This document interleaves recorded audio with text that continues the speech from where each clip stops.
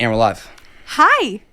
It is a pleasure to have you on, seriously. Thank you for coming out. I've never had a more pleasant experience coming into a podcast. You know, that actually genuinely means a lot because you're my guest and we have to treat you right. You know, I believe that a lot of podcast hosts feel the same way as you, but in practice, you really take that to the next level. I appreciate more that, so Talia. than anyone else I've worked with, so it's great. I appreciate that. Is there a little tidbit, a little story, a little something the world doesn't know about you from what's already out in the World Wide Web, and there's some shit out about you? There's some shit. Yeah. I can't decide what people would think is more interesting. Okay. I have two. One has to do with, well, you know what? Let's just try both. I'm really into musical theater. That's like a big, something I wish people knew. I think that it says a lot about my personality and an aspect of myself that people, I don't know, I think people associate theater kids, musical theater with like a certain personality. But a good or a bad association? Both. Yeah. And okay, I think fair. that it's a personality that some ways good, some ways bad, but people don't see in me. Right. And they're surprised to learn that I was very much a part of that community for much of my life. And I still am at heart. Well, I was listening earlier to you on Jared Freed's podcast. Oh, great. Okay. And I think you said something about... Oh, did I reveal it already? No, you didn't. I think that you would want your kids to go into musical theater. I Something of absolutely this would. nature. Yeah, that sounds like something I would say. I think listening. it's like it's way more fun than sports to me. I would never want my kids to like play soccer. That's probably what I was saying. Oh, I would yeah, want my yeah. kids to like do a play because it's just more fun for me to watch. I don't want to sit and watch them play sports Okay, all what day. if they want to? Look, I'm not gonna like prevent my kids from doing anything, but I'd prefer my kid tell me, I don't know, like honestly, them saying like I'm trans or I'm gay or whatever, like that would not be a problem for me to deal with at all. But I want to But play them soccer saying with- I want to do sports my whole life and you're gonna have to watch every single game, I'm like, that's gonna be a transition. That's gonna be hard. That's a good bit. Right? I think it's definitely been done before.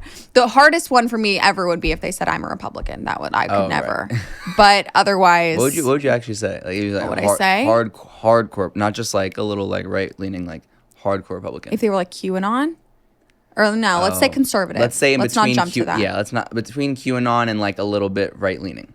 I would Just really, conservative. we'd have to have a sit down talk because it's so not how I would have raised them, and it would mean that they had a serious, I don't know. I think that their brain would have been altered or influenced in a way that I'm really worried about. Like they would have to really lack empathy or something, or be doing some sort of grand rebellion against me as a person. Like it would be a personal thing. Oh, it would be a personal attack we would on have you. to figure out, like, I want to do therapy. I want to get to the root of it. I would not accept it. Oh, like it's that deep for you. Very deep. Yes, it's a core Something part of who tells I me am. Your parents are liberal as well. They are, and I don't know if they would react the same way. I don't know if I'm explaining it right, but of course I would accept my kid no matter what. But like if it would tell me so much more than, oh, it's just my political leaning mom. To me, I would raise them to know it's not just politics, it's who you are. And it would mean that there's something that's been disrupted. And I've raised them there's something went wrong and I have to address it. Have you ever gotten confronted by a Republican that has heard you say something like this? Every day. It's welcome to my DMs. And Really? Yeah, but and that's fine. You have every right what do to they say? confront Like, me. what's the... They say their favorite thing to say is, how can you judge somebody based on their political leanings? It's you're just being judgmental. And my thing is, I can think of no better way to judge someone and who they are. What else am I going to judge you on? Your looks? Your politics tell me like 9 out of 10 things I need to know about you. What do you feel is your responsibility to other people around you? What is your understanding of history? How much empathy do you possess? This all is answered in a major way by your political registration. Have you ever been surprised by a Republican or a conservative that you're like, okay, wait, I thought you were what I thought you were, but you're actually not? Sure. And I'm not saying that all Republicans are bad. I do think that all bad people are Republicans, most. But I don't think that all Republicans are bad. But I have been surprised, of course. And there are people in my life who don't agree with my politics, but it's like it comes to major. I've had to like really reckon with those friendships and think and like do a lot of reflection. Okay. Yeah. Fair enough. Yeah. What What was the second one they were thinking of? Oh, I have something called synesthesia, and that's like my always go-to fun fact, but I don't know if I've addressed it online, so What I thought is it'd be less synesthesia? interesting. Synesthesia is like a condition where your senses are sort of mixed and they bleed together. I don't know the right way to describe it. It's not like a brain disorder, I don't think, because it doesn't affect you negatively. But for example, I feel and always have, I view numbers on the number line 1 through 10 as having personalities and relationships to one another and colors and outfits and genders. Oh, okay, actually, can we go through this? Yeah, sure. 5 is orange. Have you always felt that way? 4 is 100% red. Really? Interesting. Okay. I feel more passionate about 4 being 100% red than 5 being orange. Okay. Can you give me one? 4 to me has always been yellow and a female. Oh, wow, really? Yeah. And very bossy. And do you have the personification or just the colors? I was just doing the color association with the numbers. That's a form of it for sure. It's like a mild form of it. Okay, what about 8? Purple. No? We're not on the same page. I see 8. I need to make a TikTok about this. You've inspired me. 8 and always. I've taken tests throughout my life. Like, I think this is kind of interesting. wait, this is actually pretty interesting. Hold on. They test you for it because it is technically a thing that you could make up. I don't know why you would, but if the numbers and everything hasn't stayed generally the same for your whole life, then it would be a sign that you are making it up and that you're not. So I've taken tests throughout my life. Oh, so like to qualify myself as like certified synesthetic, whatever. Synesthete, I think. And there's other ways that I think that are like more synesthesia type things, but I don't know all of them. There's just my memory and like the way that I categorize, like the way that I think about my day and schedule my life is very visual and okay, wait, I want to go. Strange. We'll get to that, but a couple more numbers. Okay, the numbers, right. Because I want to hear from yours. I want to hear like. Okay. So what is like? Number 8 for me is red. Oh, okay. And looks like the number 8 in body type, like very voluptuous woman. But personality-wise, I always liken her to like a Susie Green from Curb Your Enthusiasm. Very Love Susie. overbearing. For sure. Very like, I don't know, just the type of person, like she has a husband and she's like mean to the husband. You love her because she's like funny bad bitch, but she is hard to be married to, which sucks for 9 because he's married to her. Oh, wait, but hold on. So are only 8 and 9 married or like, as in they're back to back? 8 and 9 are married. Like is 1 and 2 married? No. Oh, it's only 8 and 9. It's only 8 and 9. But 9 and 6 have something. And what do they have? It's sort of unspoken. But that's pretty bad because 9's married to 8. And 8's in between them. Yeah, I know. And as a child, 8 does not like 6. 8 is threatened by 6. That I can see. See. 6 is light blue. Purple for me. Fuck. This means we're like. I know. We're never going to get along. Never. But here's the cool thing is nobody is, I used to always feel that everybody thought this way when I was a child. Like, of course, everybody would think that 8 is red and 4 is yellow. But I learned when I was like in high school, most people don't have colors for their numbers at all. The personality thing is completely made up in my head. Okay. But I used to get upset over certain numbers being together. 68, it's not a good number. 86 is not a good number. Or 870 or 896 would be a terrible number. It's horrible. Like it's a confrontation. It's really bad. That's like the married couple with the side piece. Exactly. But I love to see 69, wink, wink, or 96 because it's like, oh, they're together. You know? They can finally be together for a moment. Oh, that makes sense. Yeah. They have like a love affair, but they would never cross that line. They don't do anything physical. Oh, really? They never. They just are like into each other. And it's just like a tension the whole time. Yeah. Have you ever seen Glee? Yeah. 6 reminds me of like an Emma Pillsbury. Who's Emma Pillsbury again? She's like the sweet teacher with the big eyes who has a crush on the musical guy. Oh, yeah. Or like a Miss Honey from Matilda. That's what 6 is to me. She's like a younger, slender woman. Cute. Wait, what about... Okay, last one on the numbers. What about 1 and 0? 0, I don't have 1 for. Oh. I don't have any association with 0. It starts at 1. But 1 is such a 1. Like 1 is really lonely and sad, but like a little boy, white, Do you say white? I said white for 0. Oh, white for 1 for me. Okay. But we're 1 close. is like, yeah, it's just like a lonely guy, gets picked on a lot by 2. 2's an older sister. Oh. You know? Do you ever like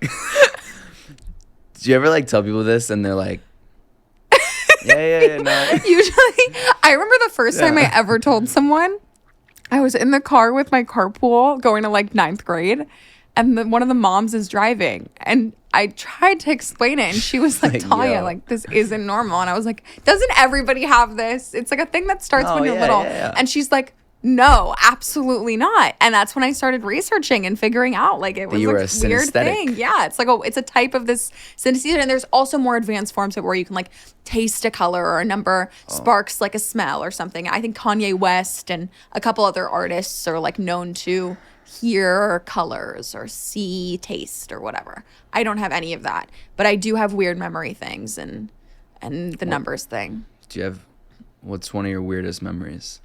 One of my weirdest memories. From your childhood. I remember getting bitten, but who wouldn't remember that? I don't know. A weird memory. what? A guy bit me. We just why? What prompted this bite? I was in preschool. Here's a funny story. I was in preschool. And I had a really big crush on this kid. It was like my first crush ever. What's his name? Brandon Sufer. Oh, he's gonna be so excited. He's the sweetest guy. You still friends with him? Yeah, I still know him. Wow. Well, I'll tell you how. So Brandon Sufer, he's a real estate agent now. He's doing great. He and I had a big crush on him. I remember for picture day, his mom put him in a tiny little baby suit. This was preschool. I just thought he was so cute. And I've always had the same type since, by the way, brunette. So he's this cute little brunette kid. And I wanted to, for some reason, my strategy, and I didn't learn my lesson here. My strategy for boys throughout like high school was like show them how much better I am than them and like own them in some way and they'll like me. It's, I don't know. No, we have to break that down because I've heard. It's I a was weird I was thing. watching Hannah Burner. I had Hannah on my show a little while great. back, so I was just watching pointing on that TV to your episode with her a couple hours ago. Right. So I got like some fresh questions that we're gonna dive Okay, into. we got to talk after. about that episode No, because we that's do. another example of something else we'll talk about. But, and I love Hannah. But yeah, so anyway, I like stole this kid's shovel. I was like, yeah, see that? Like girls rule, boys drool. And I was For thinking sure. he's for sure going to like me now because I've intimidated him. And he just walked up to me and he bit me on the neck and he drew blood. Okay, it was really bad. And his mom had to like bring me candy the next day and apologize to my Drew blood. parents. My parents were fine with it, but like it was just like, you know, this kid like reacted really angrily and bit me. Brandon. So fast forward many, many, many years. We're like sophomores in high school. Yeah. I don't know what the fuck happened to Brandon Sufer, but I'm at this party and this kid goes, excuse me, is your name Talia? I'm like, yeah. He goes, can I see your neck? I'm like, what? He's like, is there a scar? And I go, kinda. And he's like, I did that. My name's Brandon Sufer. Do you have it? It's somewhere back here. It's like very faint. You can't even see it, but he knew. And Brandon Sufer and I became friends again, and he ended up taking me to his formal at his high school. Wait, that's a cute story. Isn't that cute? I know. I love that story. Brandon? Yeah. Hey, he redeemed himself. Oh yeah, I always had fond memories of Brandon. He really cleared that up for me, and he was a great date also. And I met all his friends, and they all were like, "You're the bite girl!" Like they were so excited. It was fun. Wait, that's kind of romantic. Like, well, if Right? you guys ever fell in love, I know. I think maybe he was sort of hoping for that type of outcome. You don't think I thought it was more like a friends thing, and he was like, But I Poor mean, later Brand. he was very cute. I just like we weren't compatible in high school. no, it's okay. Yeah. No, he's a real estate agent. Yeah, he's doing He's great. crushing. New York. Crushing. LA. Yeah. So born and raised in LA. Yes. It's Like okay. your expression. No, I I feel didn't the want same to way. be. I didn't want to be rude about. I mean, it's not like there's worse. For sure. There's worse. What's worse For for a New Yorker like you? I know we're so snobby, right? know, we're we the really worst. are. And I'm half French too. So I I've, say like, we as like city people, but you are the most. Yeah, and I'm half French, so I have like extra snob. I'm like a real asshole, I guess. You know. But It's okay. I started off this conversation with like, here's something that I would reject my child for. And I'm sure some of yeah. your listeners are like, Yeah, okay. but- But hey, I am little who I am. Republican man in so- Ohio was like, "Arr, Yeah. fuck this, I'm turning Sorry. this off." Sorry. Where's worse? No, we can't be mean like that. Oh, come on. It's fine. Push a boundary. Push a boundary. Oh, like get into the depths of Arkansas. Yeah. You know, you could have said like one of those. Right. Like deep Mississippi. But that would give me some sort of character. Being from LA, it's like, I don't know, that it would be like a little chip on my shoulder to come from a suburban place. Where in LA are you from? I'm from West Hollywood. I'm from like LA proper. Is that near Sherman Oaks? Not at all. Thank you. And I will fight that to the death. Okay, also. my grandma lives in Sherman Oaks. Okay. Gotta be nice. Hey, Sherman Oaks is great, but it's the valley. There's people who are raised in like LA mainland or like fuck the valley, you know? So West Hollywood is LA mainland? I would say so. It's LA proper, I should say. It's like when people are visiting LA, they're visiting West Hollywood, Santa Monica, that area. And you grew up there or your whole East life. LA. Yeah, I was there my whole life. And then you went to, I think I read somewhere you went to Berkeley? Yes. I went to Santa Barbara my first year. Oh, cool. What happened? Where'd you leave to? Well, I was just like, this is the most beautiful place in the world. Mm-hmm. But as a New Yorker, Yeah. you know what I'm saying? It wasn't a good mix. I was just like, all right, I've seen everything. People are too nice. They hold the door for you if you're like 15 feet away. Oh, I hate that. That's mean to me. Like they apologize when they knock into you. I hate that. Yeah, just get on with your day. Go on. Like I need the New York stuff where it's like you bump into somebody, you just keep going. I totally understand. And then my breaking point. I'm gonna sound like actually like. No, it's fine. The one day it rained. People were always showing up barefoot to class. What do you mean? Like so this one girl, no, like without the flip flop, like feet. No way. I thought that was a myth. On my mother's life. Berkeley kids make fun of SB kids all the time for like things like they're barefoot. God, and as a New Yorker, like you don't do that. Like, because here it's disgusting grounds. Like if I took my shoe off, like I hope you would never like speak to me. Right. And it was raining, and this girl came in barefoot, like tracking in the whole class, sat right next to me. And I was just like, I gotta get it. It's not my type of people. Oh my God. That was like, I admire that you know yourself that well. I love that you knew when to leave. I think I knew early on. Haven't stepped foot since, but it's a beautiful place. It is. And so is Berkeley. Like a resort. I love Berkeley. Berkeley's like I visit. I didn't get in. It was my dream school, and I can't believe I got in. I really, really put all my eggs in one basket with that one. Like I really only wanted to go there. And you got the in-state tuition. Oh my God. I still, anytime like my parents or I are in a fight, I'm so tempted to be like, do you know how much money I saved you? Do you have siblings? I didn't. So I was not, I always say I wasn't like a spoiled kid. I was an only kid. And so I got to like, my parents got to send me to private high school because they really wanted me to go to a private high school. But it was like not Jewish? Something that came, Jewish. Not something that came easily, but something that came because it was the only person that they had to spend money on. So they kind of spent everything on me. I'm an only child as well. I know that. You know how it goes. So I wasn't allowed to go to a private university. So it was kind of Berkeley or bust for me.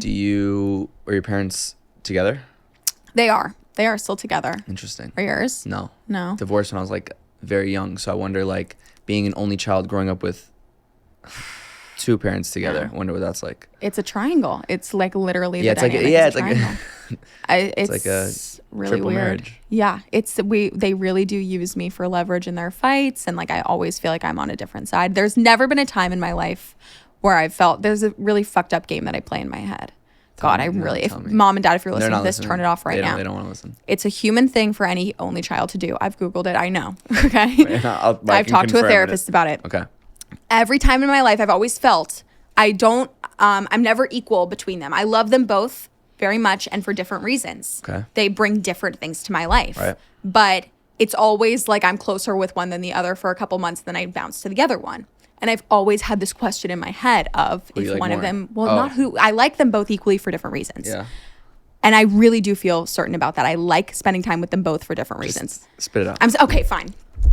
If one of them were to go. Oh, who is it? Right now. I don't know. Which one You told me dad off camera. Don't say that. That's not true. I'm just kidding, Dad. But I've always thought like which one would my life be harder or easier with which one gone? I've never been able to figure it out. Like which one would be easier if they went. I don't know. I really don't know. There's benefits and drawbacks to both.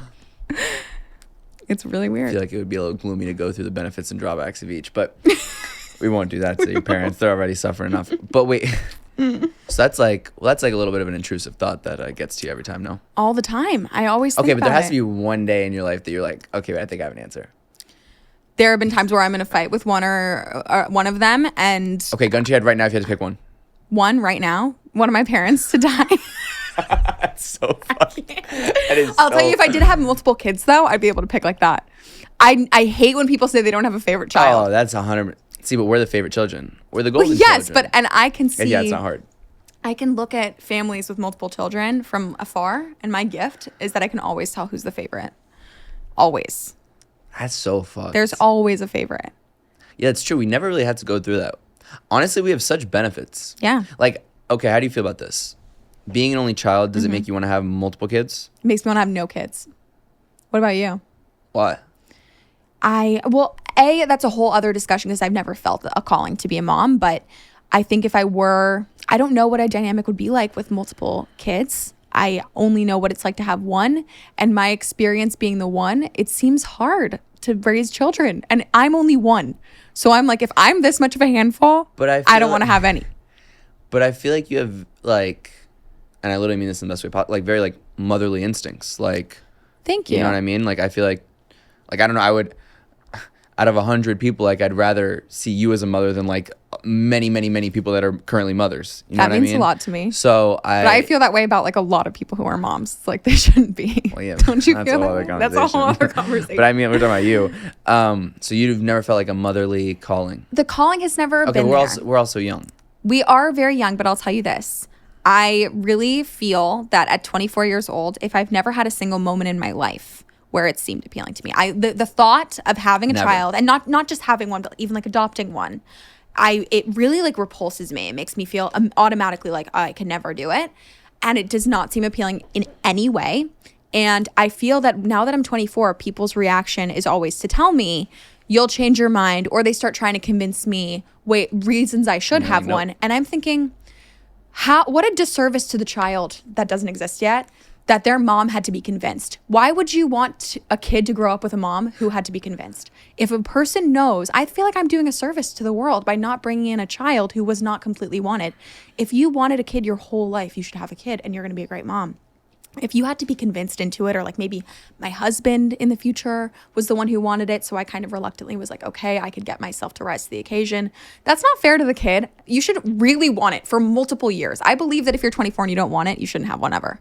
I think I'm pretty developed. Like, I know my brain. I mean, I'm not going to tell you don't. You know what I mean? Like, Do you want kids? Yes. Yes. And how long have you known that? For a long time. Yeah, it's an instinct in you. You know. Some people just don't have it. I'm Yeah, one maybe. of them. Okay, the question. Do you see yourself, like, getting married or of that nature, of that, like, long-term partnership? I see myself having a long-term partner who I meet late in life. I would be very open to that person having kids of their own that are like teenagers or grown Interesting. and becoming a stepmom. I love kids, So but I don't want any of my own. Interesting. Yeah. I would you know what? I go so far as to say if I weren't doing the career that I do now, Right. my alternative dream career would be to run a summer camp or some sort of youth programming thing. I So love it's kids. just not yours. But just not mine. But, like, do you have a fear that you wouldn't be a good mother? Yes. Yes, absolutely. I don't think it would be fair. The reason I don't want them is I don't think it would be fair to the child or to myself. But you don't think it would be fair because you have a fear of how you'd be as a mother, or you just simply, like, the idea that it's one of yours is just It's unappealing? when it's mine full time, right?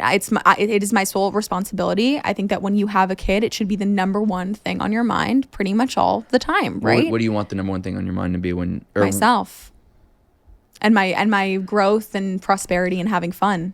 Could you imagine that your mindset at 35 or 40 could be different?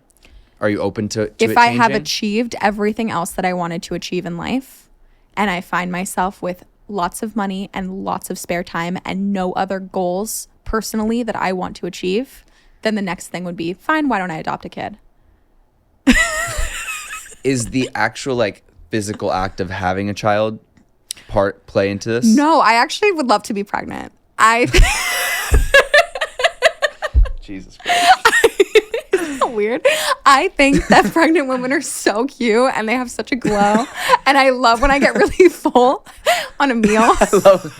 and I walk around like I'm pregnant. Talia, I have news for you. I think it's a little different when you have a lot of sushi than when you have a little baby But in you. I just love like a baby bump. I would love to be a pregnant woman. I think it's so like, and the act, like the idea of like your body doing what it's technically designed to do. Right. It's a beautiful thing. I'd love to experience it, but I don't want to raise a child. Maybe I'll be a surrogate. That's what I was saying. I was literally thinking, I'm like, talk about money. Yeah, I would love to do that. Oh my God. I think we just found something that I could do. No, like, you want to buy a house in New York City? I would happily be a have surrogate. Like 2 or 3 and you're good. You know how much the Kardashians probably pay their surrogates? Oh my And they probably God. put them up in a nice place and pay for their meals. That's like millions and millions and millions. But there's a lot of monitoring.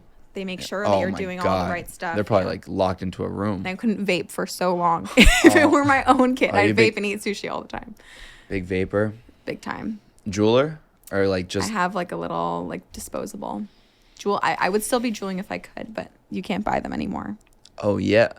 Wait, but I still have a bunch of friends who have the jewel. How do they have them? They're probably buying like tobacco pods, which I think taste really bad. I'd rather get the Cool Mint disposables. Wait, so you just hit the vape and then sushi? I would hit the vape and sushi, which are two things you're not technically supposed to do when you're pregnant. And if it were my kid, I would do that because I'm like, it's my kid. My mom ate a lot of sushi when she had me. She told me. Really? Makes sense, right? It's okay. It's not the worst thing that you can do. I think the worst one is probably my mom had like one cigarette. I think she was pregnant with me. She told me the first thing that she did when she had me was she smoked a cigarette after. Oh, I probably felt so good. Oh yeah. That gives you any idea who my mom is. She's great, but she's very like, she still smokes and she's a lot of fun. That's interesting. See, I feel like even in just talking for like 20 minutes, there's a lot of like contradictions. Well, I don't want to say contradiction. That's not the right word. Like, I want to be pregnant, but I don't want to have kids. Right. You know what I mean? That type of... Yes, well, that's why it's interesting. It's complex. I think people forget because I show so much of myself. Yeah. One side of myself online. They forget that it's not the entire side. Like, that one side is not my whole life. And I am multifaceted. I think they feel this way about all internet personalities, content creators, celebrities, comics, what have you. What you're showing to the world, you give so much of yourself and you're so honest, people tend to assume that is all of her. But I am multifaceted. That's why the musical theater thing, I think, surprises people. Do you feel like you know yourself well now? I think I know myself really well. But something that happens a lot to me on podcasts, which is what you brought up with the Hannah Burner thing, my nerves, like coming in to record a podcast, my nerves I'm not shaking, I'm not scared, I'm not quiet. They often manifest in a different way. I used to think I didn't get nervous, but I do. My nerves manifest as me trying really hard to appeal to the audience that I think the podcast is going for. So for example, Hannah's, which was probably like the third podcast I ever did. Hannah's podcast, I was thinking, well, it's a lot of young women and girls who watched her Summer House, Bravo, girls who like reality TV, girls who most of them are probably straight, right? Because she gives a lot of dating advice, heterosexual dating advice. So I really went in there, I think, nervous in a way that I didn't realize to appeal to her audience. And I was really also trying super hard to be funny. And when I do that, I listen back to that. Thank you very much.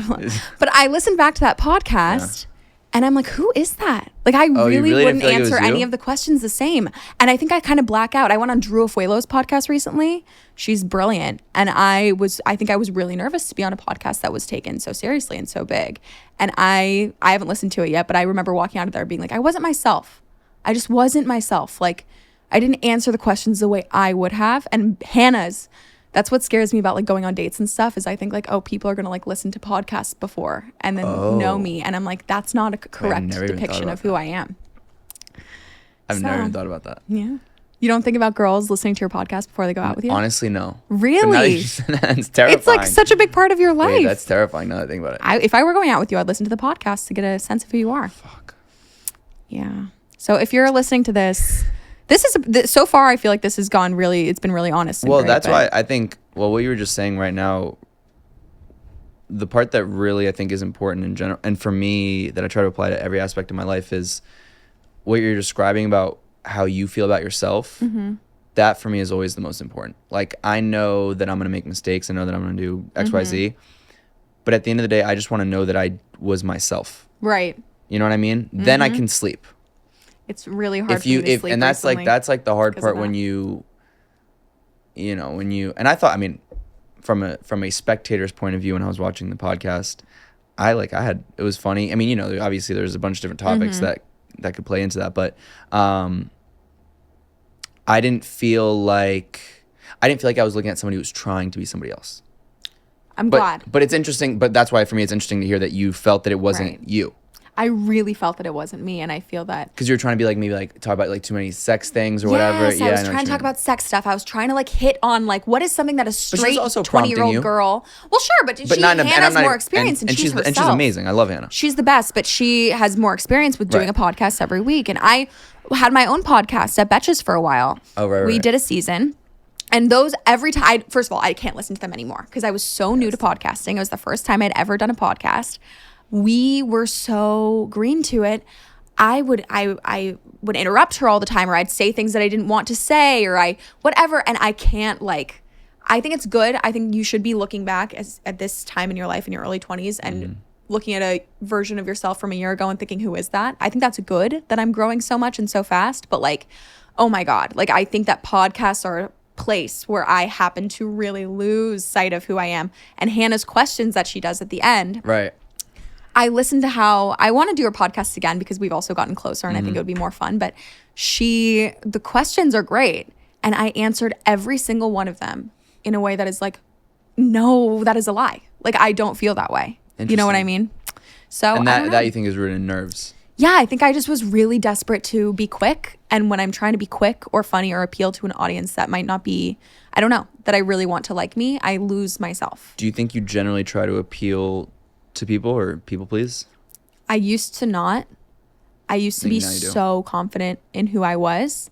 And now people ask about the effects of my job and what is it like to, I have 1 million followers on TikTok and what is it like to talk about your life to those people? And I say my life is relatively the same. I don't feel like I'm mentally unwell, blah, blah, blah. But I think the toll that it's taken on me is trying to keep my livelihood depends on staying relevant and staying likable to the better part of 1 million people.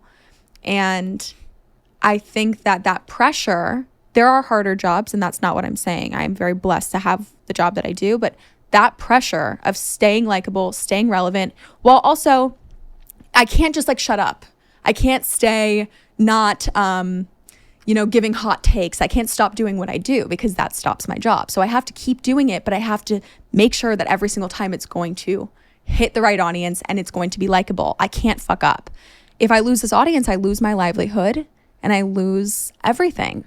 So it's pressure that has made me a lot of self-doubt. But I can make the argument though that the way you got there in the first place is you were making content that was pretty authentic to who you are. Mm-hmm. So I guess the fear is that if you stop, if that pressure is too much where you're making content that's not authentic to who you are, then you're kind of going away from what got you to where you are. Exactly.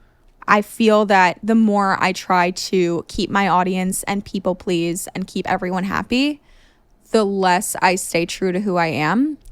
And to this day, as far as TikTok goes, I don't feel that it's the same as podcasting because I have sole control over it and I can take as much time as I want to make a TikTok. So I am very authentically myself, and nothing I say on TikTok is something I don't mean. So I really do feel that it's myself. It's still me. But I'll look at old TikToks, for example, that I used to make when I was first climbing. And I look at TikToks that I make now. And I cushion the blow of my words and opinions, even though they're not necessarily controversial opinions, but it's I don't like this and I don't like that. I cushion the blow so much more now than before. I used to just say what I felt and trust that people would get it, and they did. And now I know that I've cultivated an audience of people who are smart and like-minded. The likelihood that it hits the right audience is more so now because the people who follow me know me. But I am so much more scared. I have so much more to lose now. I pay my rent off this thing.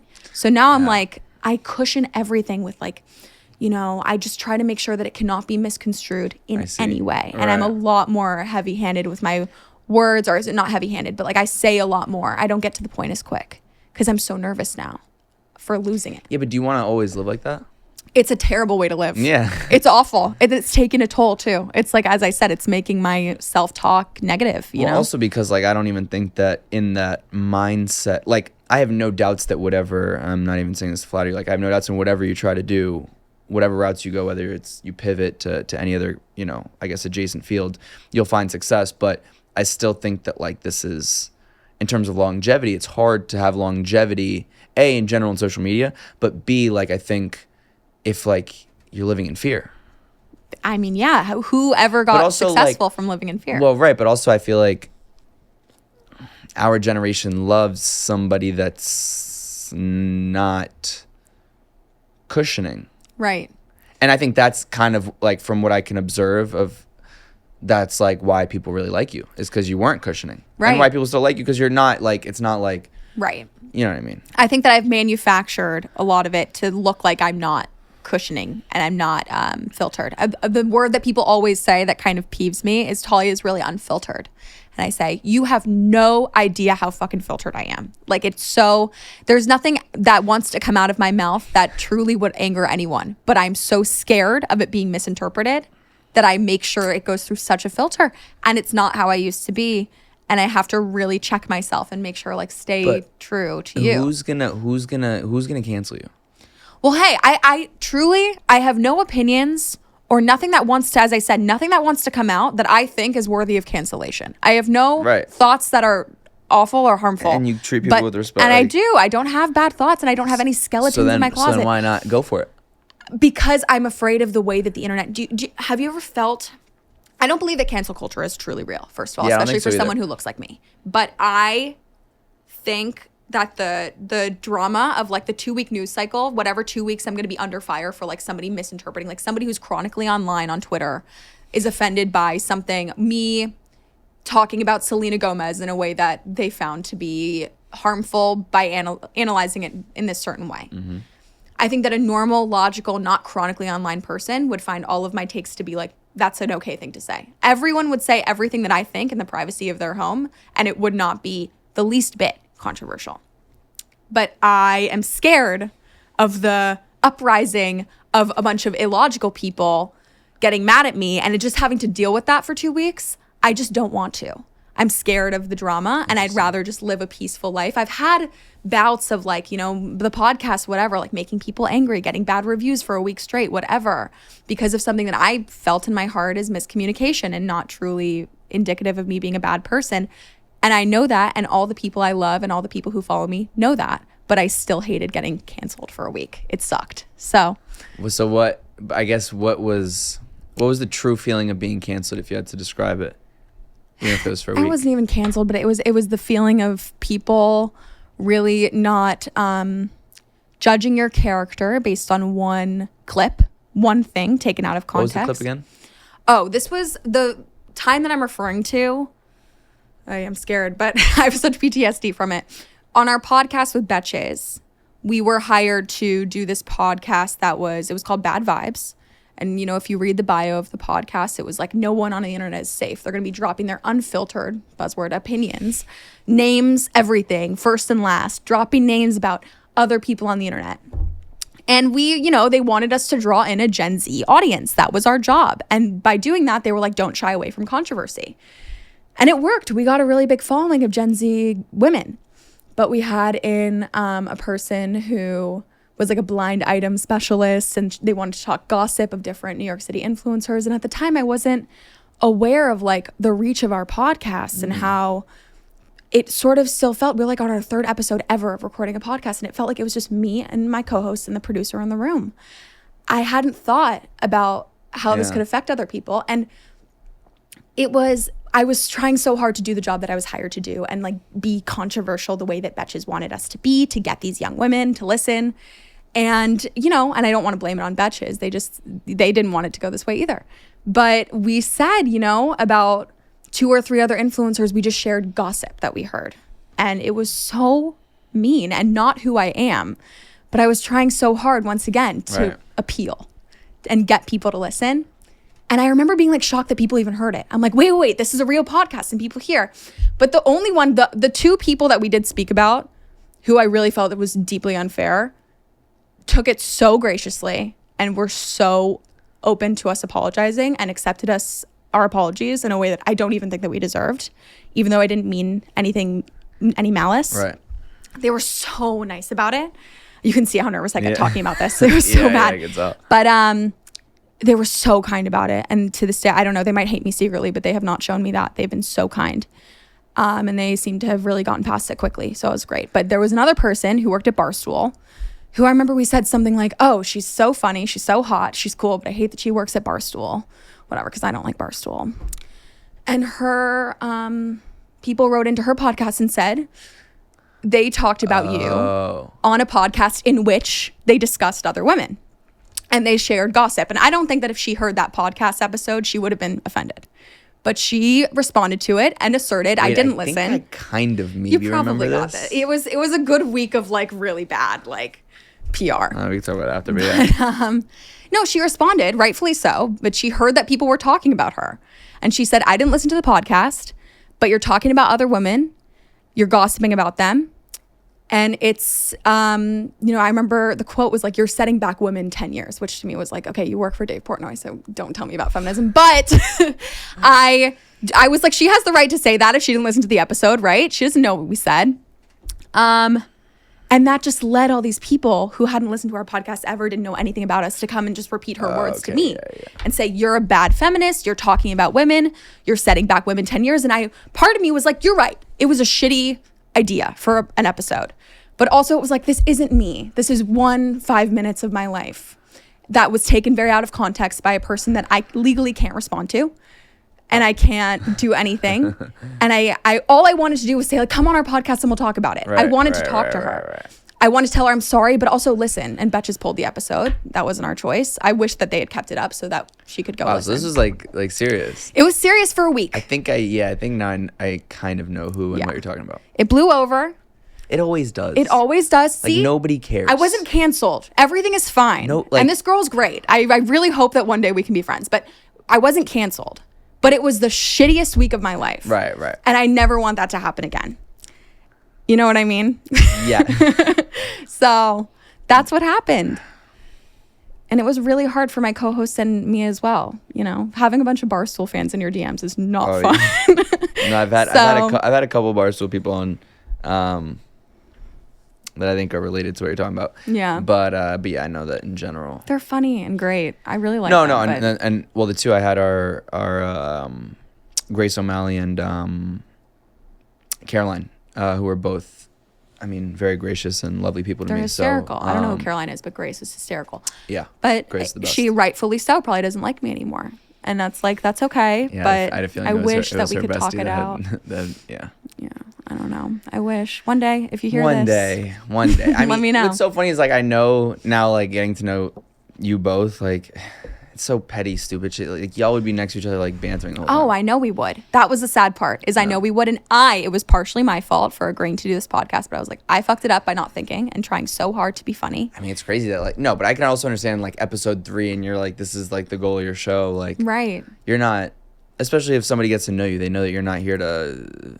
And it wasn't anything bad that we said. I stand by the fact that if they had listened to the podcast, they would not have cared. But it was the way that we portrayed. Like, we were like, we're going to talk shit. It is what it is. So it is what it is.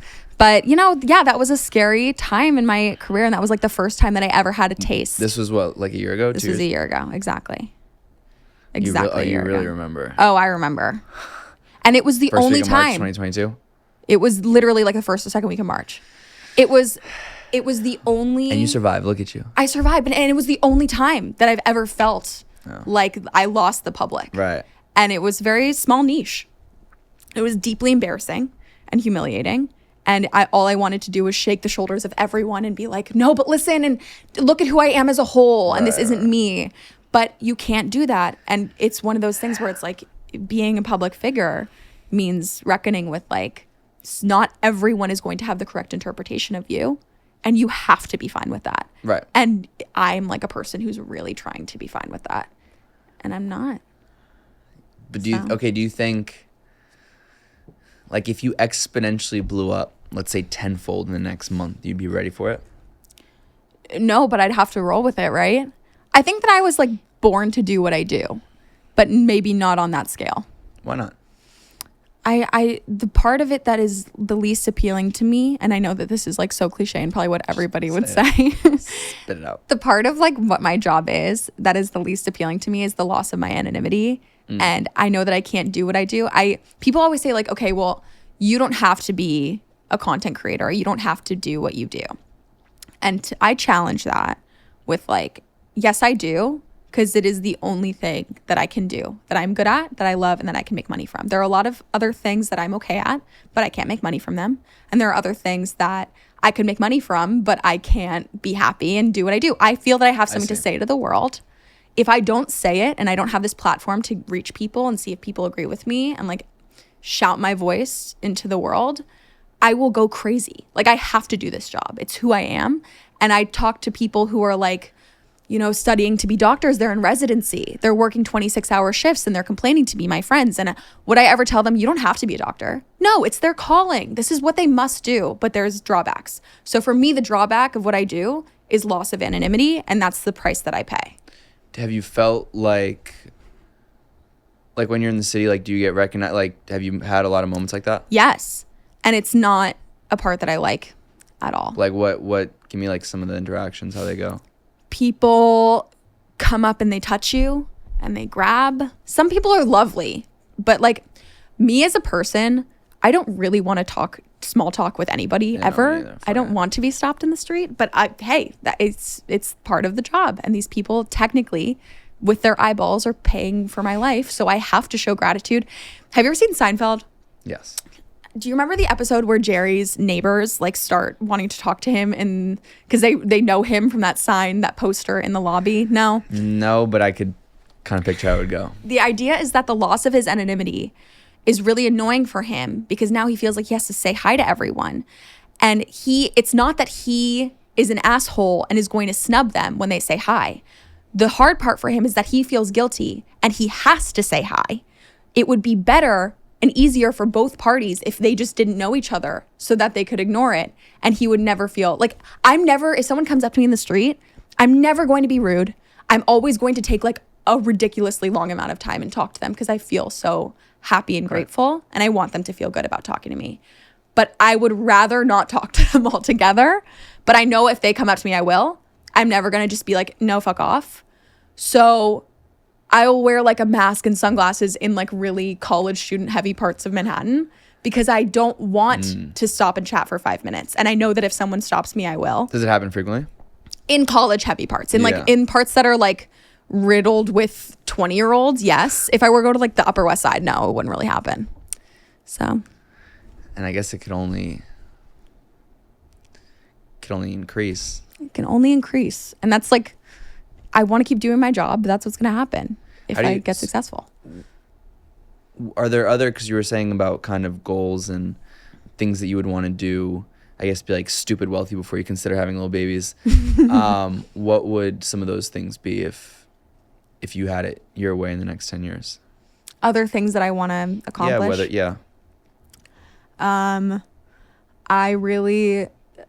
I got into like doing the content creation thing as sort of a means to an end. I wanted it to lead me to, television.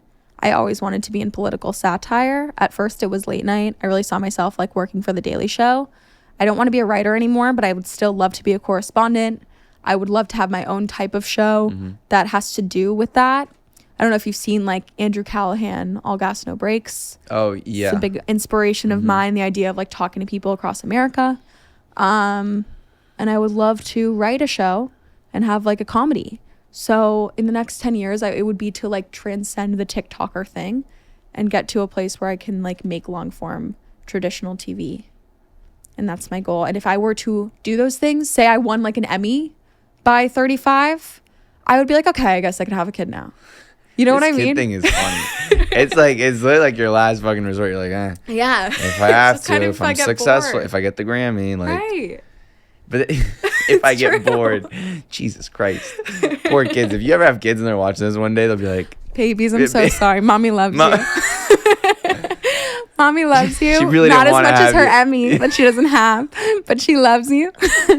Oh my God. Watch me name a kid Emmy. Change my mind when I'm 30. Oh my God. Poor thing. Yeah. No, but it's interesting. Well, I think too, because your personality is very like, and I think it's extremely admirable that the way that you're career driven and brand driven, and but I think also from like the human perspective, like I think that, and it's even interesting to hear you say like you don't really like having people kind of like come up and talk to you, because I think in a lot of ways like you're extremely personable, you know what I mean? So it's like it's this interesting dynamic or juxtaposition where you're just like like you're dealing with an interesting kind of psychology. Yeah, it is. It's It can be lonely, I can imagine at times. it is. But I think my natural state, I'm very much a loner. I'm happiest alone, which is why sometimes it bothers me to stop and chat with people. I'll always be happy to talk to someone. And I think that's part of my job. But it's just like, and I would never, some other people's solution to the whole like, oh, I don't want to be stopped in the street, this is the downside of the job. They will just be mean to the people who stop them in the street. Like, Right. I'm not going to take it out on them. Right. It's just in my own head. It's like, I'd rather it not happen because I know I'll stop and chat for 20 minutes because I feel guilty. But I think that like you say I'm personable. I am personable. I love people, but I don't I'm happier by myself. I'm happier not talking to anybody. Do you live alone? I do. How's that? I love it. And I sometimes find that Me too. I'll go, you love it too. I can't understand people who like want roommates. I think it's Oh, no, beautiful that that no. people like to be around people so much. I would never want to. That's another thing that like makes me not want to get married, is the idea of like somebody being in my house.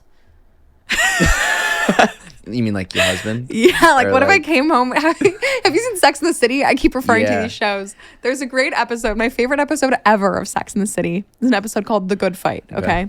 Carrie and Aiden start living together, and she is dealing with coming home and him asking her, "How's your day, sugar plum?" Yeah. And she's like, "Can you give me 10 minutes to shut up?" That. And as soon as he gives her the space, she's like down to talk to him again. So But it's do you like think that. it's like do you think that's an only child thing? It might be. It might be. I think that might be. But I know a lot of only children who don't like to be alone at all. There's like a happy medium. Mm-hmm. You know what I mean? Like I don't want to spend every day alone. Right. I'd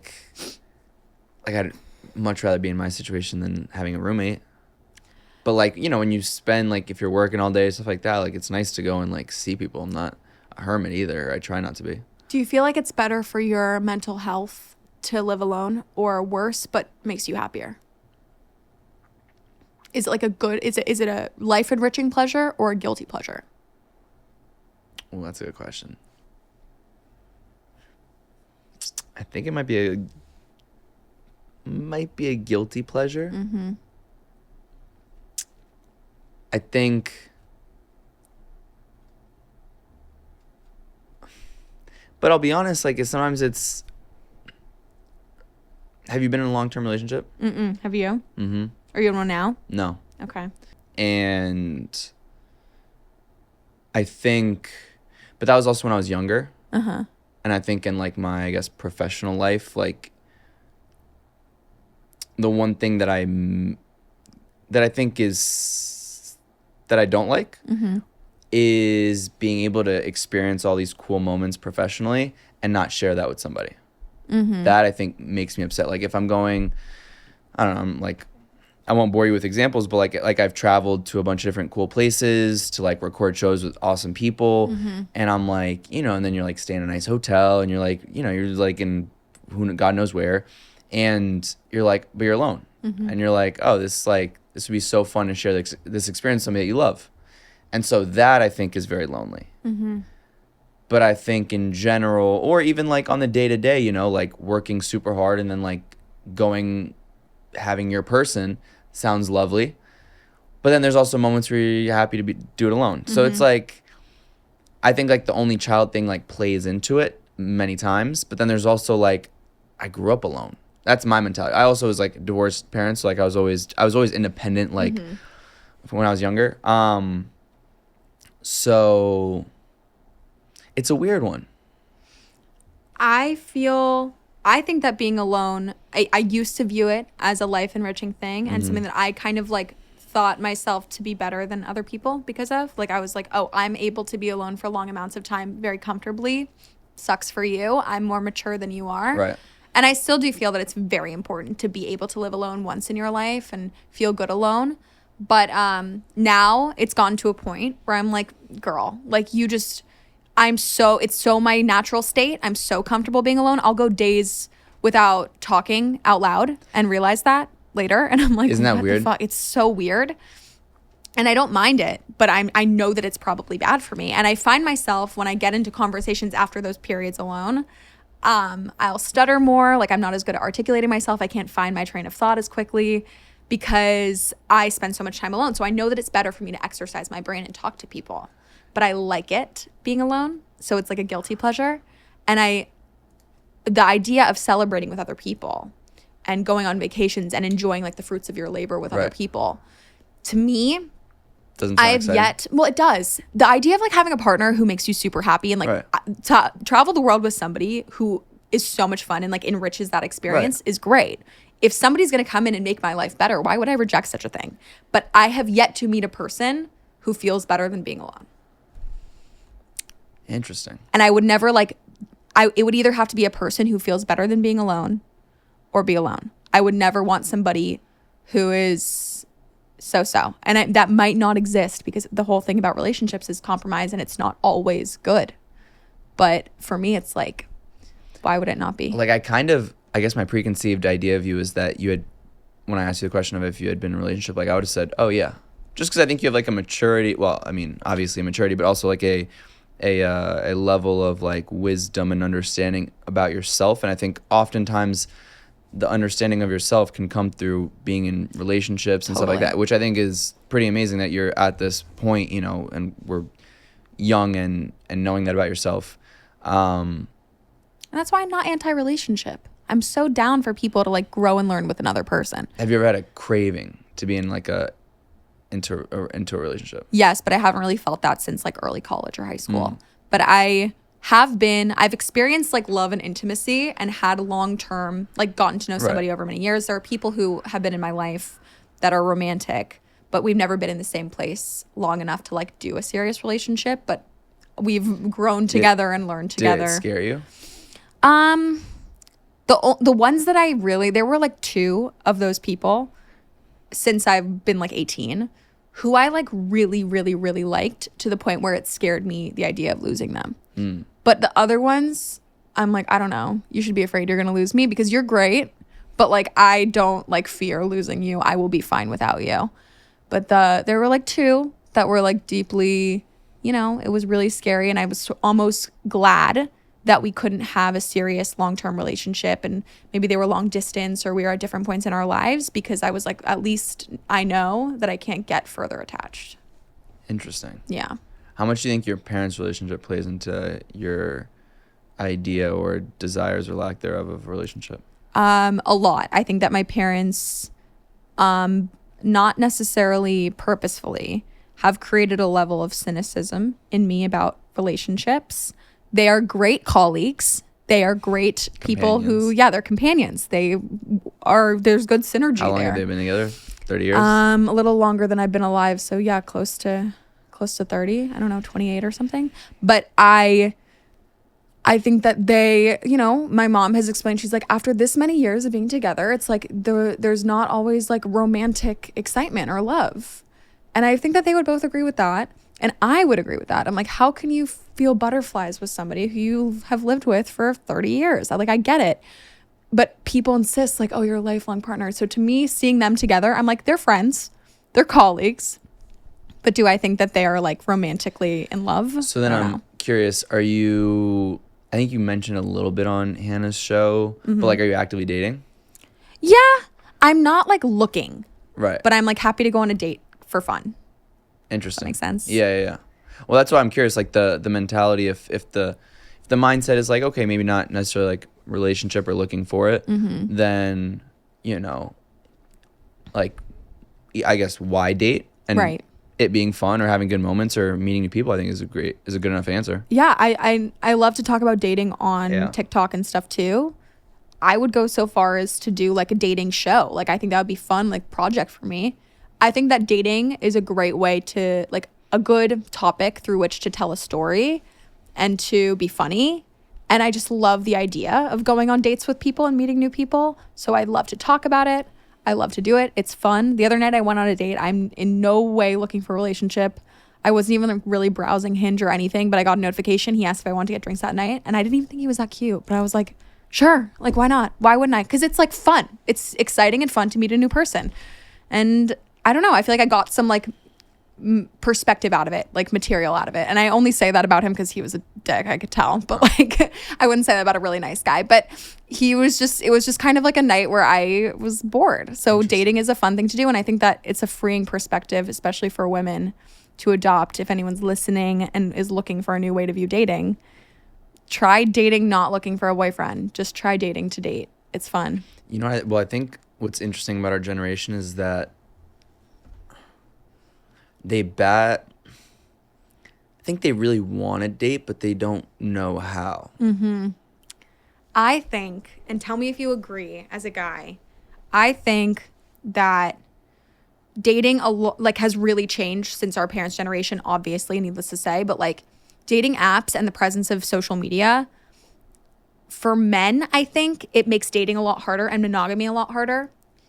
And this, you'd have to have somebody after me on, like some sort of specialist, psychologist, whatever, who studies men and women.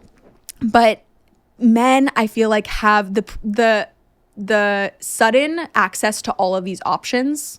For men, I think is a lot more tempting than it is for women, because I think that men have more of a testosterone, like, desire to go out, mark their territory, conquer, like, you know what I mean? Spread their seed. It's like an innate thing. And I think that monogamy has become a lot harder for men in the social media age because there's options everywhere. And they're seeing beautiful women all over the place. Whereas women can see beautiful men all the time and not really feel tempted. That's how I feel. That I agree. Yeah. I'm trying to think. I know it's a generalization. No, I know, but I'm trying to see. Because I think it's an interesting point. If I'm being honest, I think that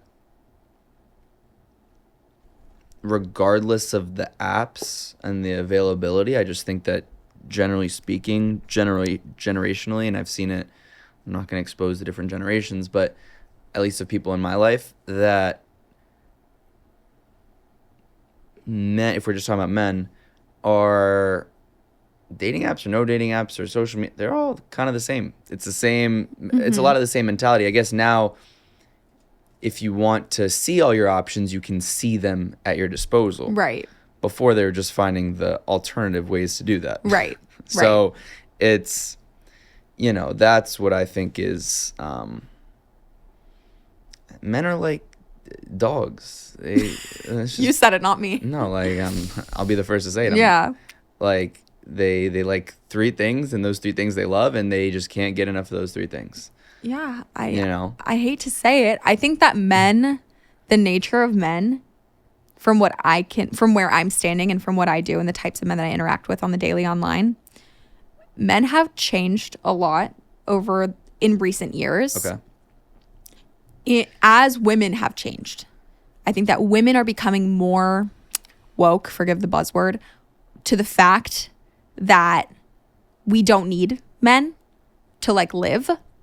And I think that men, even though a lot of them are supportive of that and they're progressive, they're reacting in a way that's like a kind of like insecure and like clamping on to like their last remaining things that they can hold over women, which is like the gender wage gap. So it's like, I can make more than you. And the fact that 80% of violence is inflicted by men in the world, I can protect you.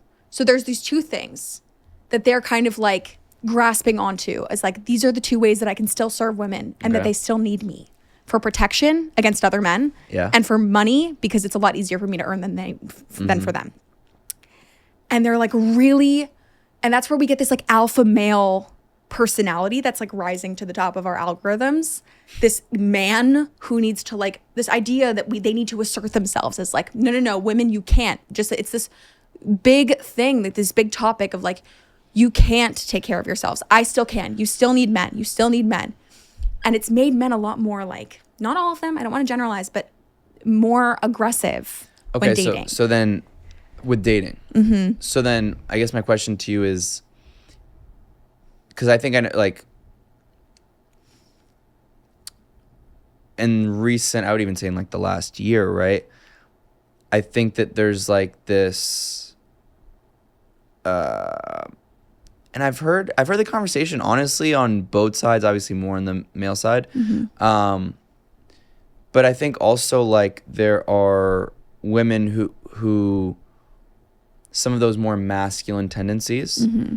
like like there's some women that want that of what is maybe mm-hmm. traditionally masculine, I guess, right? I wouldn't argue that. I guess like my question to you is like, for you, in an ideal sense, with an ideal, if there's a man in your life, would you want, what kind of qualities, would the qualities that you're looking for, would you have, would you connect them to being more male or female? Like what are some of those ideal qualities? And do you put any, I guess, gender association to them? Well, I think that when women talk about men being like quote unquote losers, or like, why would I spend my time on this guy? A lot of the things that they touch on are like, well, this guy isn't earning his own money. This guy isn't, he doesn't have his own aspirations or his own friends. He doesn't have his own life going on.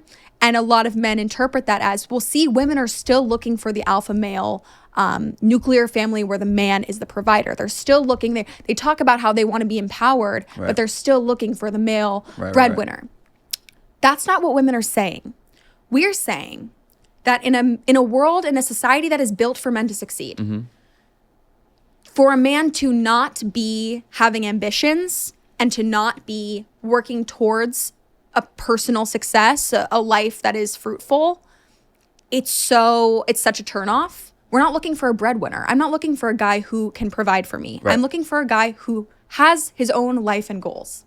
And to me, it's like, of course I'm going to call you a loser if you don't have passions and if you don't have hobbies or things that, you know, a job that you like or is successful for you. Okay, then honest question. If you were with somebody that, I mean, because I think what's hard is that, and I think it's unfortunate, right? Mm-hmm. That I think a lot of like the metric for success or the metric for is in a lot of ways money. I think it's unfortunate, right? Especially in certain industries that like, you know, especially in the entertainment, arts, and whatever, like mm-hmm. a lot of those are usually, unfortunately, don't go hand in hand. Right. Or, I mean, you have to be in like the top point, you know, mm-hmm. 0.1%. Right. But I guess if you were to be with somebody that was extremely passionate, mm-hmm.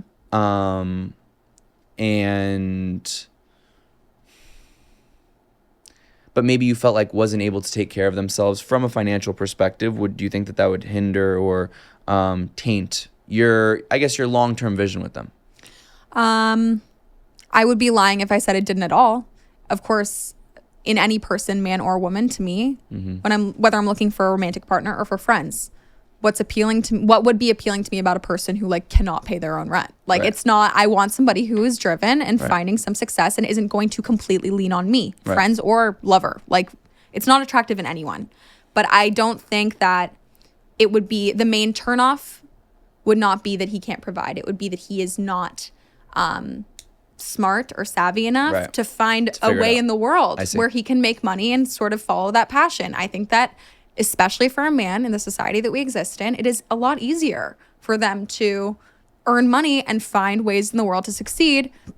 It's kind of a turnoff to me that a guy wouldn't have an ambition that brought him some sort of support for right. himself. But I'm turned off by anybody who can't like fundamentally support themselves and put right. a roof over their head. It's like, to me, it's like, you know, grow up if you're a grown adult and you can't do it.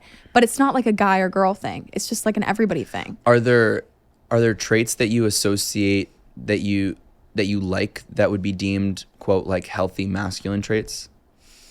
I'm trying to think. I mean, we can talk about, there are things that are like stereotypically and traditionally masculine that I still find more attractive than what a lot of like, I don't know, like Fox News commentators would deem like to like be what? The new man. I'm not attracted to guys who dress in a feminine way. And I love that we live in a world now where it's becoming more prevalent for people to bend gender norms in fashion and whatever and in appearance. But I will always be attracted to cisgender heterosexual men because that is what is attractive to me, and people who present as men. And that to me is like, I support everybody's right to present exactly how they want to, but I'm always going to be drawn to people who look like the traditional masculine version, the stereotypical man. What about from like a personality perspective? I like people who are confident. I used to think that I really liked men who exuded traits that were like really manly, like people who like were fixers and wanted to take charge of me. And as I've matured, no, I'm really more into people who are shy and kind of can sit back and like, Interesting. I don't know. Like I really am more drawn to people who, I used to always be my type before I started doing the job that I have now. I've always loved comedy and entertainment. I've always known that I want to get into it in some way, somehow. So I've always dated men who were a little bit older than me and who had already found some bit of success in the creative realm. Other comics, people who wrote for shows, anything like that was very attractive to me. And it used to be because I was sort of like, this person can mentor me.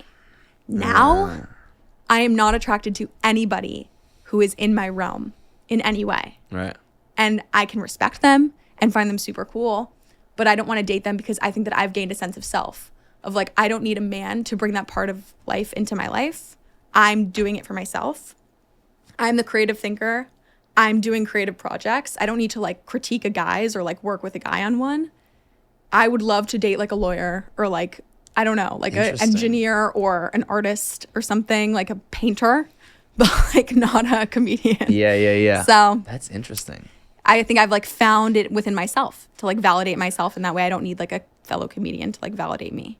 You know? How do you go about, because I think like all the dialogues you have with yourself are very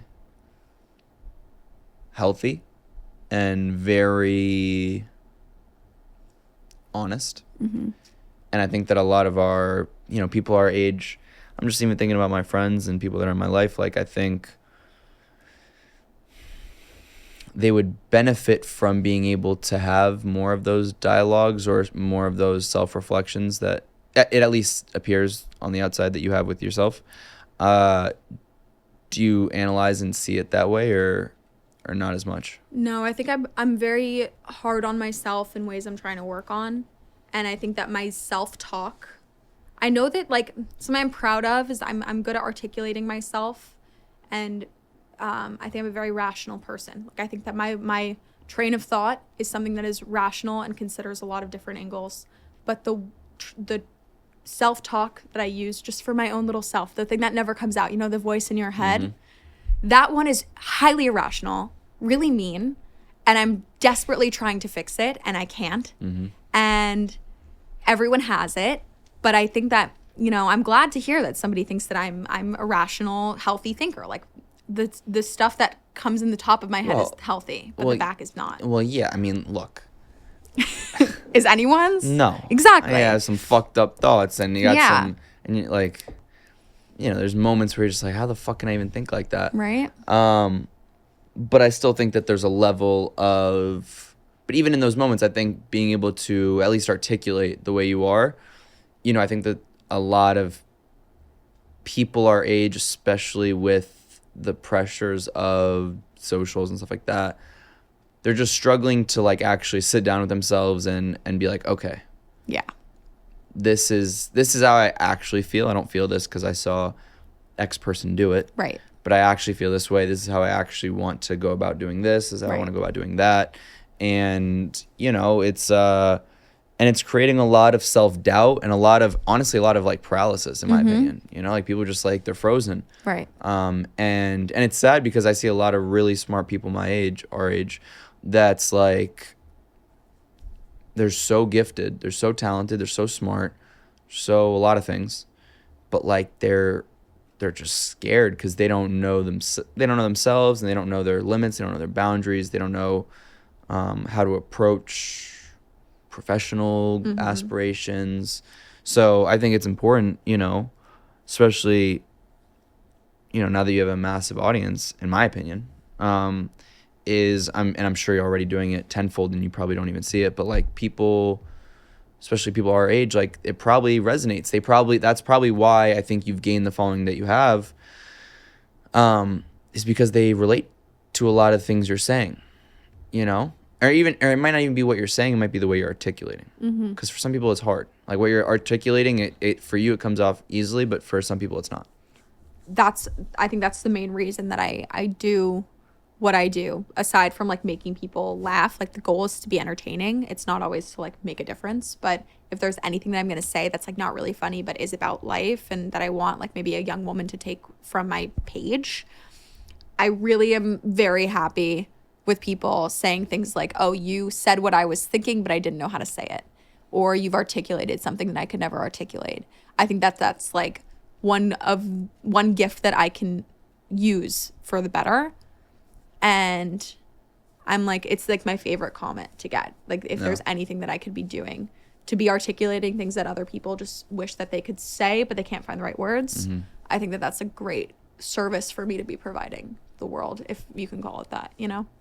Do you think like in terms of, with regards, let's say specifically to TikTok, like the longevity is there in terms of like just this brand of content, or do you feel like, you know, over time that you've had to pivot and will continue to pivot in certain ways? I've had to pivot a lot. I think that everything that I've done like could work for a long time, but it won't ever get the same growth that it got in the beginning. And I find that every like 2 months I'm doing something. You know, I've started like a couple different like trends and stuff. Like I've tried to like get on the forefront. I think that's something I do well, is I stay. A lot of people who've like been doing this as long as I have, making a living off of TikTok, posting regularly as long as I have, maybe don't have the engagement that I still have. And I think that my strength is that I have always been changing, always been coming up with a new thing that can go viral. And I think a mistake a lot of people make is either pivoting in a way that they lose the main thread of who they are. Every little thing that I've done, every new pivot that I've made, it's still like my essence that was at the beginning. Like people still like me for the same reason that they did in my first video. It's never like a total 180. But another mistake that people make is not pivoting at all and doing the exact same like theme, the exact same trend that they went viral for. Eventually, the nature of TikTok and of the internet and of life is that the same thing cannot work forever. And it's just not. You have to like find the like thread of who you are. Like I found the thing about me that makes people laugh or that makes people find me appealing, but you have to package it in different ways all the time.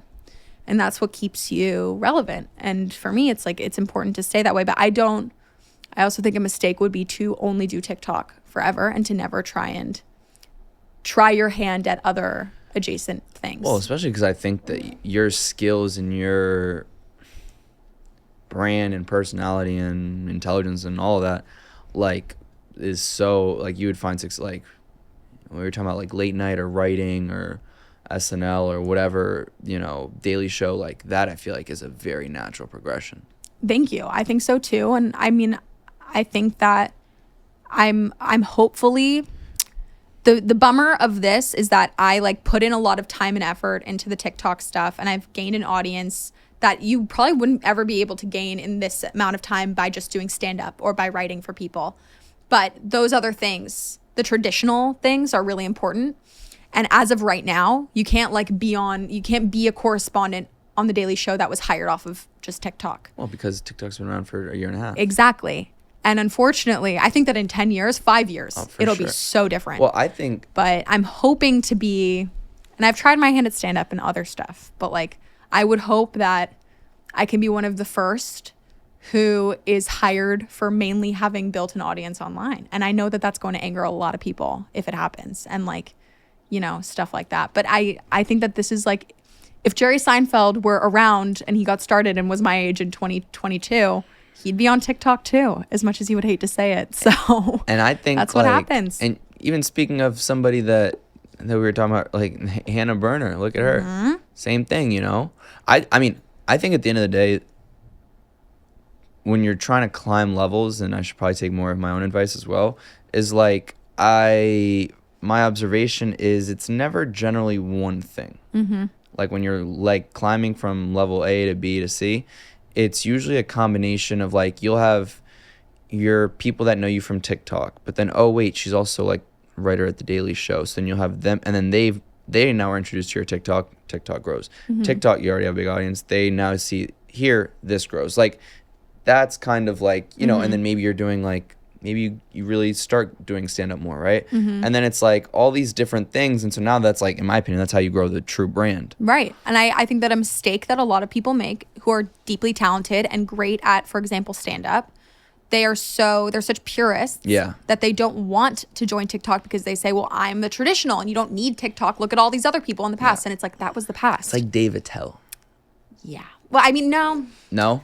I love Dave Attell. I know, same. Like, we can't talk any shit about Dave Attell. Oh, I love him so much, but that's why it always pains me because, like, I have people that, like, I'll be like, he's one of my favorite comedians ever, and they're like, who's Dave Attell? And I'm like, no, everybody in comedy knows who Dave Attell is, like, a legend. I know. But, like, he doesn't, but honestly, that's also a whole different generation and brand. It's a whole thing. It's a whole different generation. But, hey, if Dave Attell had started right now, he would have to get on TikTok. Like, that is the only way now. Yeah, it's wild. And there are certain people who are trying to say, well, Dave Attell never did TikTok. And it's like, Dave Attell didn't start when TikTok started. Now, it's a different world. And you have to kind of modernize. I mean, there are certain people who I think are doing a great job at, like, incorporating TikTok. But so what happens if TikTok gets wiped out tomorrow? Look. not to keep you up at night. No, it does keep me up at night every night. It's really bad. Until recently, my main source of income was not TikTok. It was Snapchat. But Snapchat is wiping original content. They're not able, it's not lucrative anymore because people aren't downloading Snapchat. It's not growing as an app. So TikTok obviously doesn't have the same problem, but TikTok has been seen as dangerous. I don't have to explain, you know. So, you know, if that were to go away tomorrow, I would have my savings and I would have to really do a quicker pivot that I've been doing. I've been trying to pivot. I'm writing, and the goal for, like, say the end of this year would be to, like, sell a long form project and get started on something so that I would, like, my goal for next year for 2024 would to not have my rent come off of TikTok. Right. I'd like to sell a project, get paid in advance, and work on that project all year. But that's what I'm working on now. And if TikTok goes away tomorrow, in 7 months, I'd like to say it would be okay if TikTok went away. I'd be very saddened. I love it as a way to connect with an audience, but it would be okay. Because hopefully I'll have something else in the fire. But right now, it can't happen. there are people that I worried about, and there are people that I don't worry about. I don't worry about you. Thanks. And I'm not even saying that like I think, because I think it, you know, and I've been privileged enough to sit down with a lot of very successful people, comedians, entrepreneurs, whatever. And it's just my opinion, but I think all of your mindset and the way you act and speak and work, like, it aligns with these people that are far older than we are, that have been successful and that have found success without even having platforms. So I think at the end of the day, you'll always figure it out, right? And if you're however million followers on TikTok, right, it gets wiped out tomorrow, you'll find a way, because the product that you've created is a very good product, right? And now it's even on whether it's platforms or whether it's other work or things that you can show for, like, and you have the skills. So I understand where the anxieties come from, but, you know, we also sometimes, I think, especially because you and I are the same age, to pinch ourselves and, you know, remind ourselves that we've worked our asses off, but we'll be okay. I feel the same way about you. We will. I really do. And my problem is not, I'm very fortunate, and I think you can probably say the same, but don't let me speak for you, is I have never had an issue with, like, doomsday type of thinking. I've always felt that the proof is there, that I have something, I'm good at something, and it can make some money, and I will, at the end of the day, it will work out. And that was what happened with college apps, and that's what happened with, I don't know, whatever else happened in my life that I was worried about. It all works out in the end for me. That's my affirmation, lucky girl syndrome, whatever, like, it's going to work out. But my type of anxiety that I have is, like, the day-to-day. It's like, what's going to happen tomorrow? I know that in a year I'll be fine, but what's going to happen tomorrow? Like, I don't know how I'm going to get there. So the idea, do you feel that, you say you work your ass off? I believe you. I don't think that I work my ass off. I think that I have found a really easy way to, like, I don't think that I have much work ethic. I have talent. but I don't. But work hey, that hard.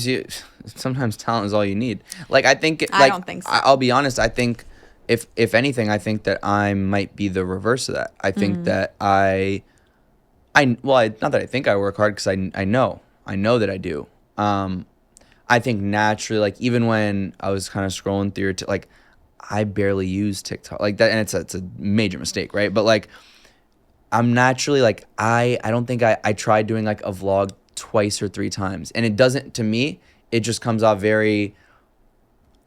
In my mind, I'm always like, who the fuck cares what I'm doing, right? But I see people that are excellent, like you, and I mean, you know, a host of other people that like it comes organically, it's actually interesting, it's not corny, right? So, but I think I'm very aware of my strengths and weaknesses. I think I'm very aware of who I am and what I'm good at and what I'm not good at. So, what I know I'm good at is like putting my head down and working 10 times harder to compensate for maybe the lack of innate or organic comfort as like I guess a content creator of sorts. Like I don't really like, so it's a weird one. It's like but I'm okay with it. Like I don't feel bad. I don't feel bad. Like I know like some people are just really good at some things, and that's okay. And I'm good at other things, and that's okay too. But you are really good at this. Thank you. You are. And I've worked hard. Like I've worked hard at trying to, you know, like create an environment, and even, you know, that's why it means a lot to me when you say like, you know, treating my guests right and the small things here and there. Like I've worked hard at that. And then there's been a lot of like, you know, adjacent kind of opportunities and other projects that I'm working on that have come all from this. And I won't bore you with that right now, but it's like, so I've seen all the good, and it's like, it's okay. But I think that there's still, you know, like we were talking about platforms and stuff, like I should be doing so much more than I, you know, and that's why that's why when I see people like you who, and the way that you express yourself and the way that you go about it, then I learn a lot from it, which is great. I think maybe ambitious people will always feel like there's more that they can be doing. For sure. And maybe that's our curse, man. In 10 years. 1 Emmy, 2 Emmys, 2. I don't know, maybe more. That's more. We're manifesting. If you have at least 1 Emmy, is it 1 Emmy per child? That's a good one. That's a good one. Yeah, I will not have a child. Can you make me a deal? Well, actually, no. Why do I care about like who the fuck? I don't give a fuck. Like, no, we could pretend. Okay, go ahead. What's the deal? 1 Emmy per child. What if you have like 5 Emmys? That's a lot. If I won 5 Emmys, I'd get pregnant tomorrow. Yeah, this still blows my mind how like your entire equation is like literally like one side is like Emmys and one side is kids, and they somehow have to balance out. Yeah, I will not feel, and it sucks to say that awards. I know that awards are the most meaningless part of this whole thing. There are plenty of wonderful, life-changing shows out there that don't win any awards. It's stupid. It's a terrible system. But to me, it would be like a symbol of like, I've come far enough. Like I have this tangible thing in my hand that tells me, it doesn't have to be an Emmy. Maybe it's something else, but it's like a statue. Something that's like, I saw enough success to reach this point. I can put it down and then I'll say, okay, honey, you want to get me pregnant? Honey, just do it. That's what'll happen. You know what I think? What? I'm excited for if this day ever comes. Mm-hmm.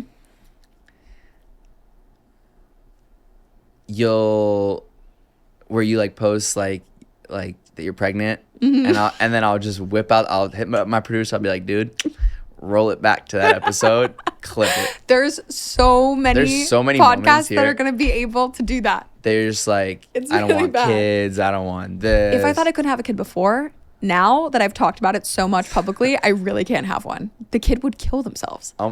Sorry, baby. Mommy's sorry if you're listening to this. She didn't want you. She didn't want you. You're a fucking mistake. It's only because you want an Emmy. Damn. That's tough. Yeah. That kid's already, you should sign him up for therapy right now. Prenatal therapy? Yep.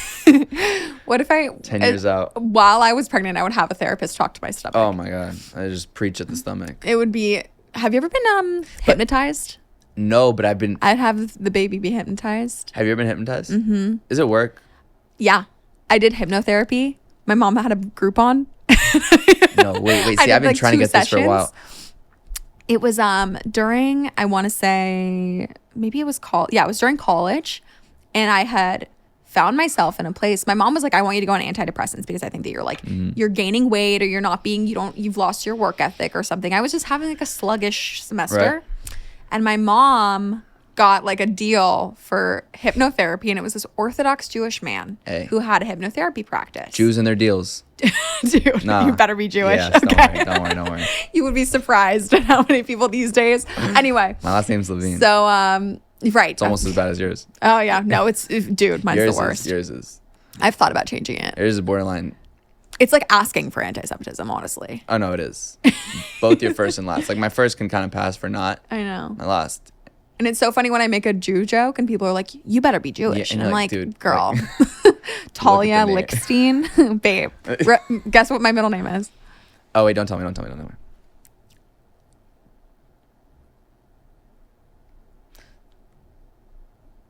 Actually, Think like biblical Jew name.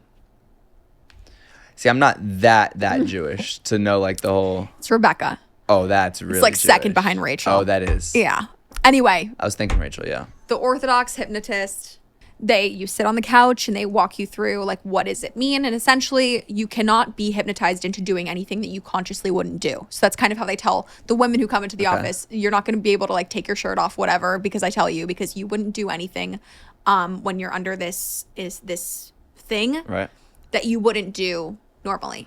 So he kind of starts snapping, does this thing, and you're put to sleep. I don't remember anything, but I was awake the whole time. Oh, My that's eyes were like wild. half open. And I just kind of stared, and I was just, he shuts off your conscious brain and speaks to your subconscious brain. And it starts feeding thoughts, the types of thoughts that your bad voice in your head is feeding your subconscious brain that eventually creep into your conscious.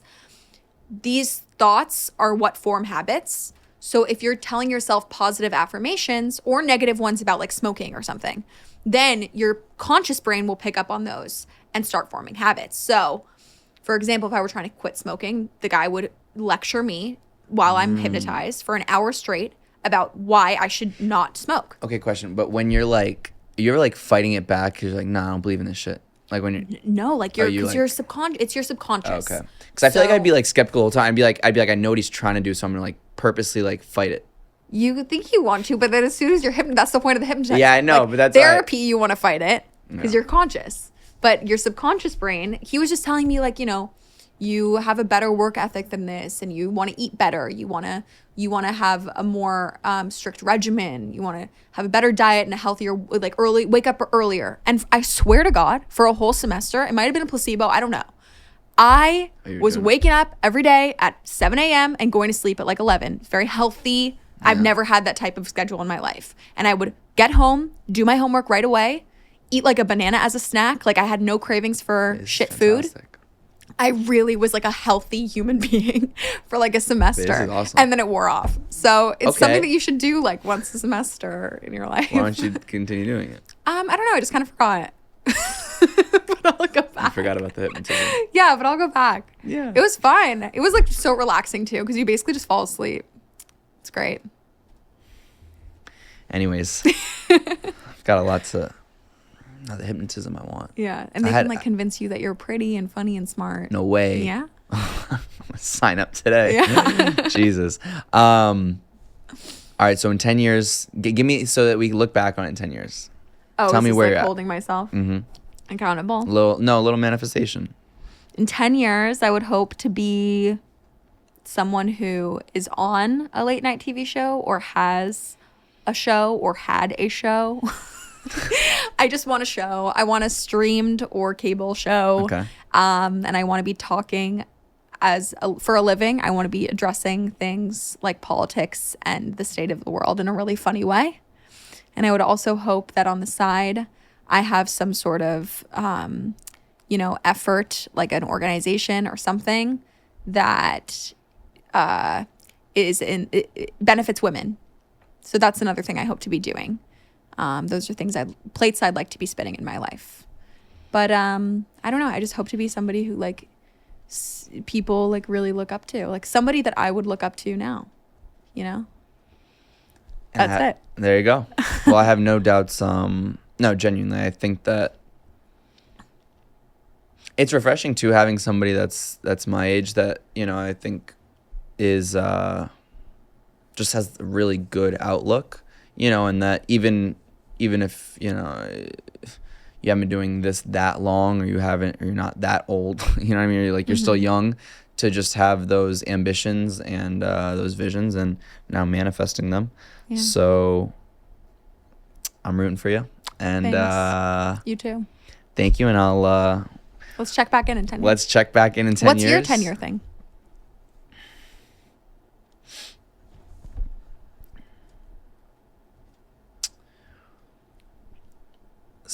I would love to have successfully started and exited a company. Like selling it? I will have, while always doing my show and hopefully scaling it to other levels. It probably would never be realistic, I think, for late night. But I think that a show of that kind of magnitude would be lovely. And if it's myself doing it here in a different space, but it's got that kind of platform, I think that would be amazing. And I think being able to, and that's, I guess, hand in hand with starting and successfully selling a company or whatever it might be, is then being in a position where I can then have my hands in different other projects of people that I want to help that I think are doing really cool things. I mean that more in like being able to like finance them, and I think just like being part of like creating something that's not been, I love the feeling of creating something and seeing it grow. And seeing people grow while a project grows. I think that's really cool. Or a concept or a brand or a vision or whatever it might be, or content. So I think it all kind of comes down to, I really just want to be my own boss. Same. You know? And I think like ambition has never been an issue. Like I've always like had huge goals. So I know that I'm not worried about like getting lazy. It's more like I love working. So I want to be able to like continue love working and being able to be in a position where I can do what I want to do every day. That's really like the ultimate, you know? Same. So I aspire to like truly not work hard every single day and have a life, like enjoy the fruits of my labor. Right. I don't aspire. It's great that you love working. I don't aspire to work year round. I would love for my job to lead me to a place where I'm like... We take like how many months off at a time? I would love to like work really hard on a project that I believe in for like 4 to 6 months out of the year. And then the rest, see that? I can like live. And you get along with my mom. Yeah, that's what she likes to do.